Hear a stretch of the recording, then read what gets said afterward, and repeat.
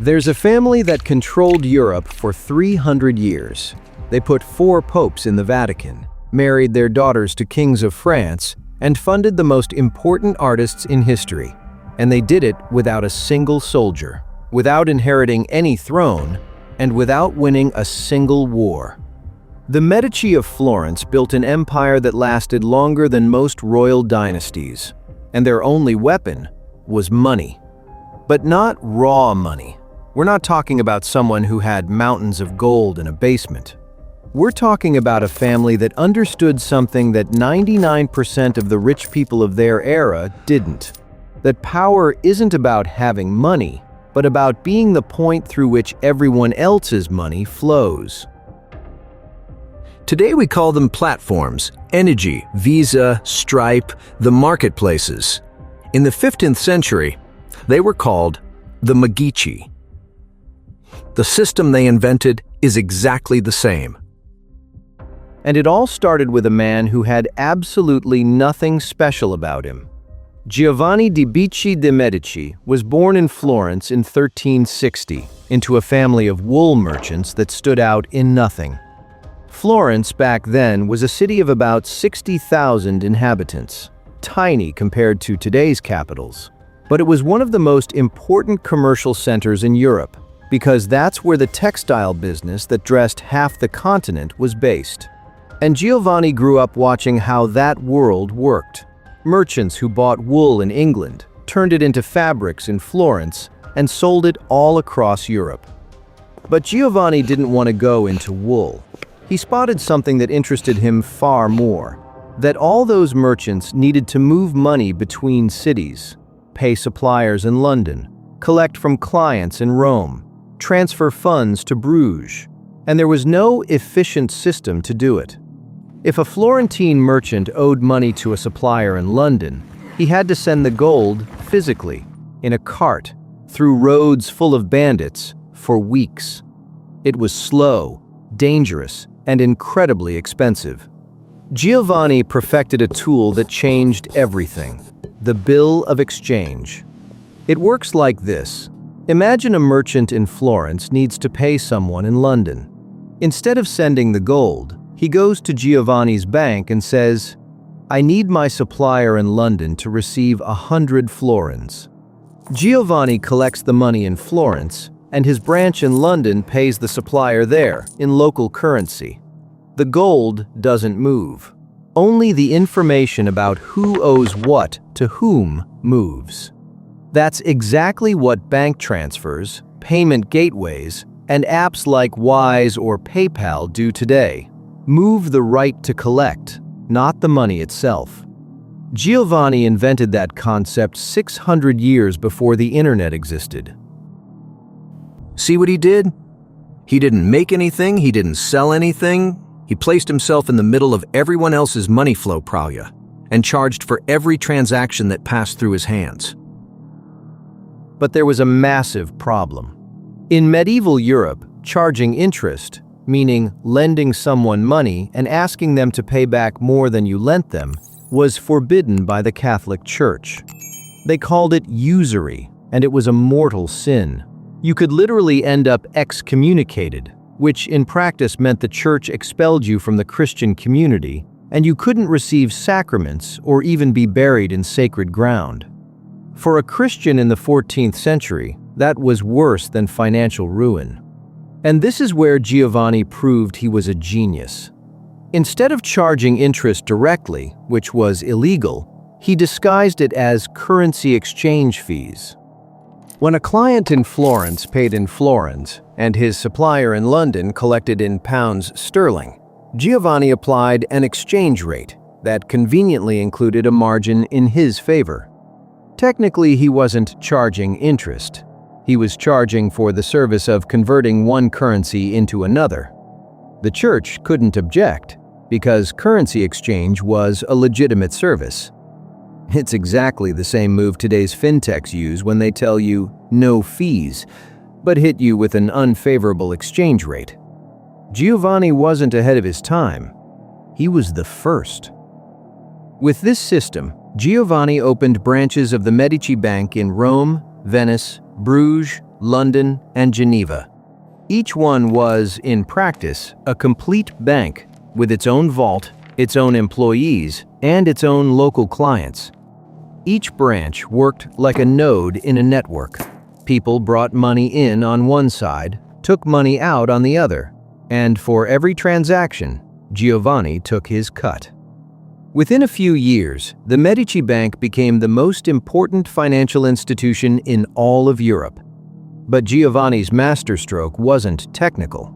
It was political. And he left it ready for his son. Giovanni died in 1429 and left the bank in the hands of Cosimo. And Cosimo understood something his father had sensed, but never fully exploited. That in a world where all the powerful need borrowed money, the banker who lends it to them has more power than any of them. The most important client of the Medici Bank was the Vatican. The Catholic Church was, by far, the richest and most powerful organization in all of Europe. It collected taxes from every Christian kingdom, funded crusades, built cathedrals, and maintained a massive bureaucracy spread across the entire continent. And all that machinery needed a bank to manage the money transfers between Rome and the rest of Europe. Cosimo landed that contract. The Medici Bank became the Pope's official bank. It managed the Vatican's transfers, advanced funds when ecclesiastical taxes were slow to arrive, and financed papal campaigns. In return, Cosimo didn't just earn money. He earned something far more valuable: information. He knew who owed money to the Pope, which cardinals were in financial trouble, which kingdoms needed urgent loans for their wars. He had a complete map of the financial weaknesses of Europe's entire elite. When you control the money flow of the most powerful institution in the world, you don't need an army. You have something better, Hank: information and dependence. And with that invisible power, Cosimo did something no one in Florence had ever pulled off before. He governed the city without holding any official position. Florence was a republic. Technically, power belonged to the guilds, the associations of merchants and craftsmen that controlled every economic sector in the city, and political offices, which were distributed by lottery among the important families.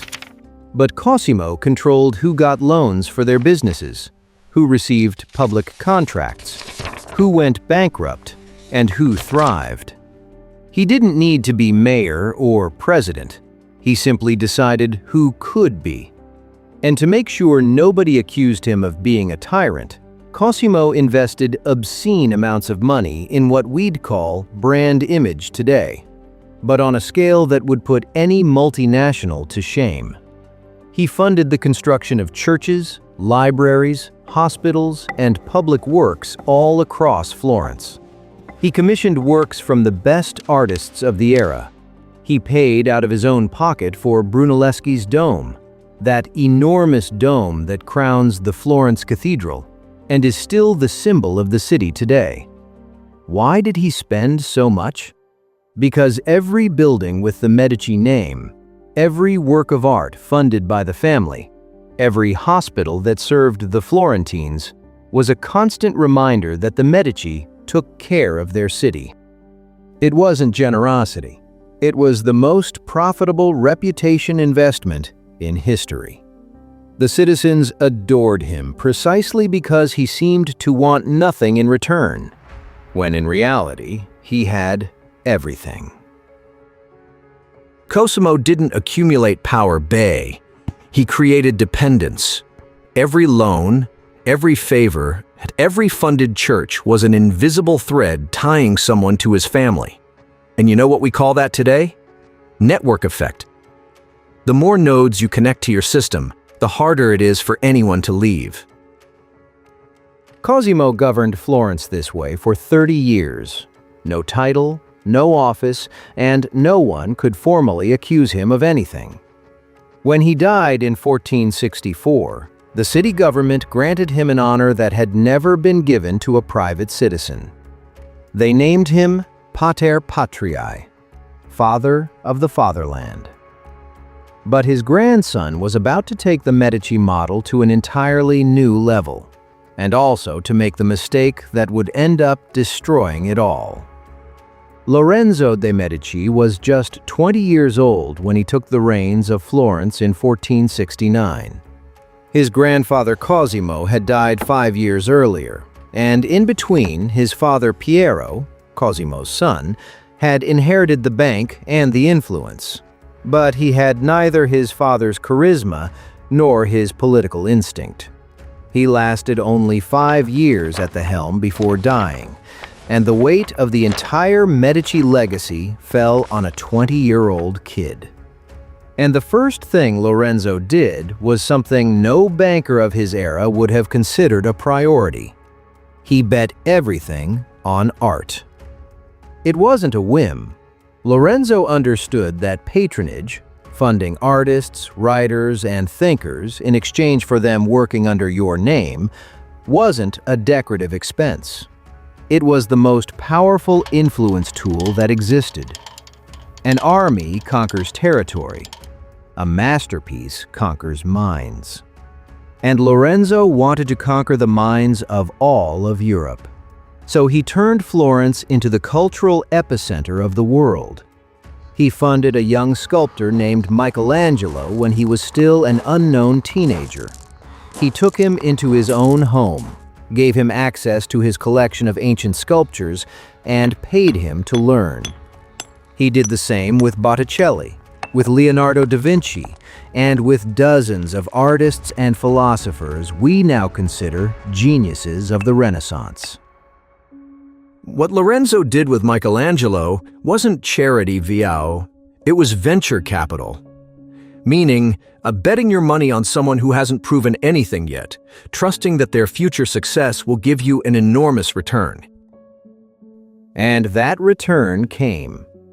Florence under Lorenzo became the intellectual capital of Europe. Kings, popes, and nobles across the continent looked at the city as the standard of sophistication and cultural power. The Medici were no longer just bankers.